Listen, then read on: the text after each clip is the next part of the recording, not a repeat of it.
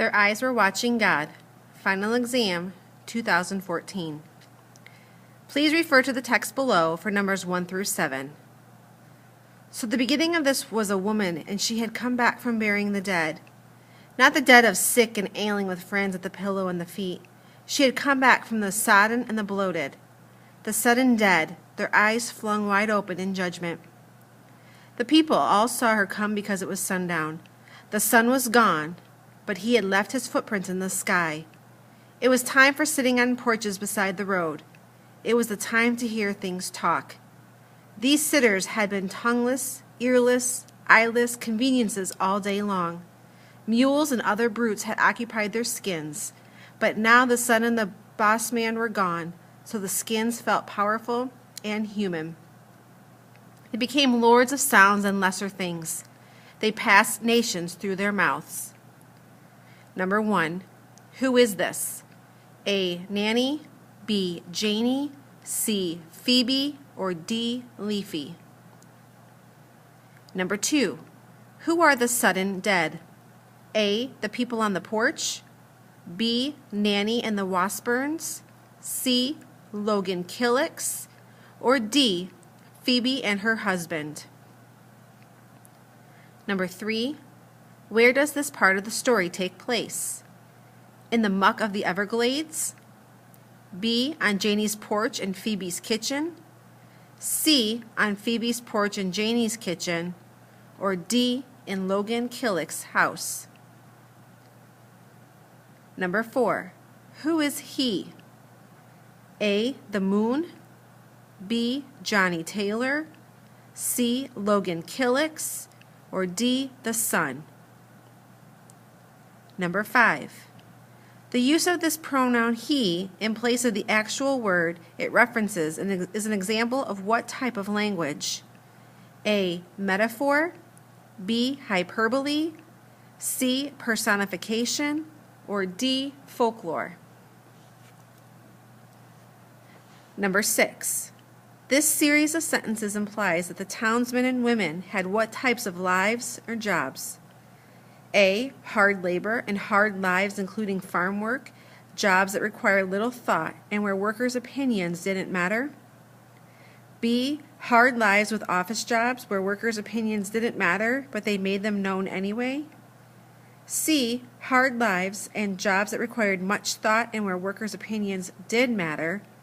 Or D, jobs where they could make lots of their own decisions and lead easy, stress-free lives. Number 7, they passed nations through their mouths. What does this statement mean in the context of the rest of the paragraph above? A, nobody cared what they said any of the time. B, among their own people, what they said mattered a great deal. C, everyone cared what they said all of the time. Or D, among their own people, what they said didn't matter very much.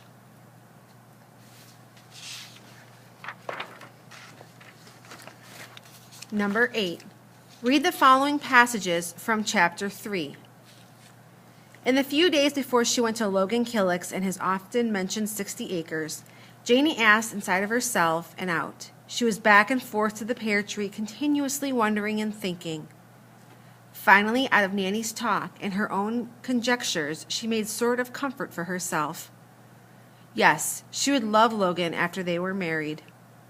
"'Cause you told me I must gonna love him, and I don't. Maybe if somebody was to tell me how, I could do it."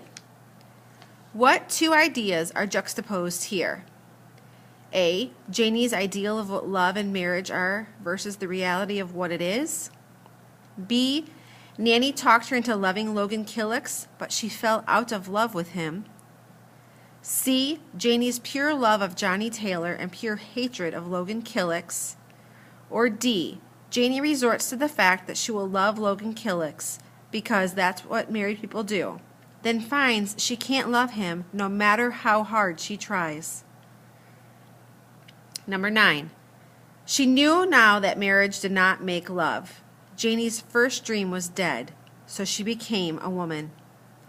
The above passage related to A, fertility motif, B, language, speech versus silence, C, power and conquest as means to fulfillment? Or D, the theme of love and relationships versus independence? Number 10, read the following passages from chapter 4. Janie, if you think I aims to toll you off and make a dog out of you, you's wrong. I wants to make a wife out of you. Considering you's born in a carriage without no top to it, and your mama and you been born and raised in the white folks' backyard. Who are the two men speaking, and what are their attitudes towards Janie? A, Joe Starks and Logan Killicks, respectively. Joe wants to marry Janie because Logan never did. Logan is abusive and beats Janie after the passage. B, Logan Killicks and Joe Sparks, respectively. Logan would put Janie on a pedestal. Joe thinks she's spoiled and she should be helping him with farm labor. C, Joe Starks and Logan Killicks, respectively. Joe would put Janie on a pedestal. Logan thinks she's spoiled and she should be helping him with farm labor. Or D, Logan Killicks and Joe Sparks, respectively. Logan tells her he would treat her like a dog. Joe says he would treat her better than she was raised because she doesn't have to live in the white folks' yard anymore. Janie soon began to feel the impact of awe and envy against her sensibilities. The wife of the mayor was not just another woman as she had supposed. She slept with authority, and so she was part of it in the town mind. She couldn't get but so close to most of them in spirit.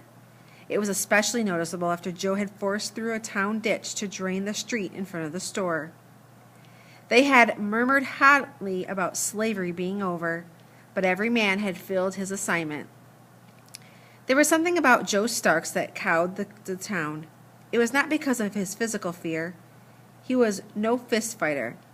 Neither was it because he was more literate than the rest. Something else made men give way before him. He had a bow-down command in his face, and every step he took made the thing more tangible.